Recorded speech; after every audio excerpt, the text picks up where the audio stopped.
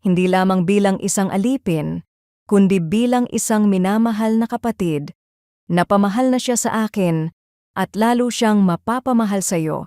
Ngayong hindi mo lamang siya alipin, kundi isa ng kapatid sa Panginoon. May isang empleyado na si Dina sa isang kumpanya na dating siyang utility staff, madalas ay hindi siya napapansin at kung minsan pa'y minamaliit pa ng iba. Ngunit nang makilala niya si Kristo, nagbago ang direksyon ng kanyang buhay.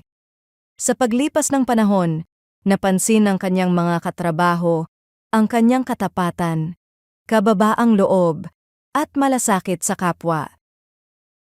Hindi lamang ang kanyang paraan ng pagtatrabaho ang nagbago, pati ang pagtingin sa kanya ng iba ay unti-unting nag-iba.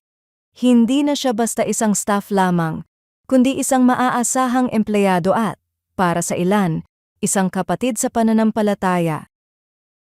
Ganito ang radikal na larawan sa sulat ni Pablo kay Filemon.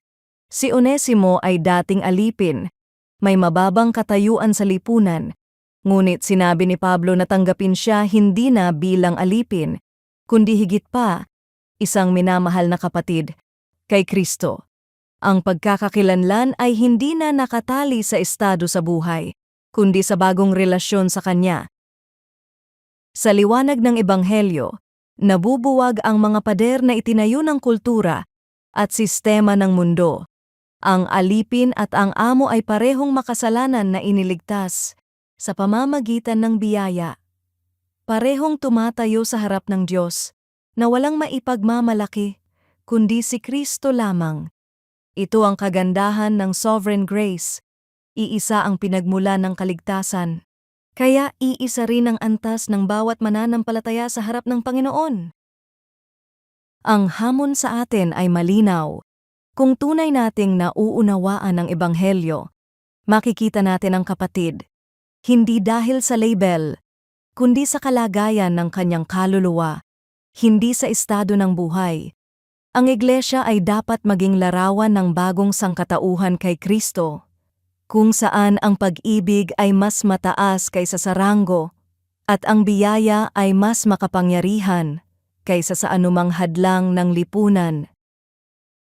Mayroon ba akong taong tinitingnan, batay sa katayuan, o sa nakaraan niya kaysa bilang kapatid kay Kristo? Ama naming Diyos, salamat sapagkat kay Kristo, kami tinawag mo hindi lamang bilang mga lingkod, kundi bilang iyong mga anak at magkakapatid sa pananampalataya. Linisin mo ang aking puso sa anumang pagmamataas o pagtatangi, at turuan mo akong makita ang bawat mananampalataya bilang kapantay sa iyong harapan. Naway maipakita ko ang pag-ibig na sumasalamin sa Ebanghelyo, sa pangalan ni Jesus. Amen.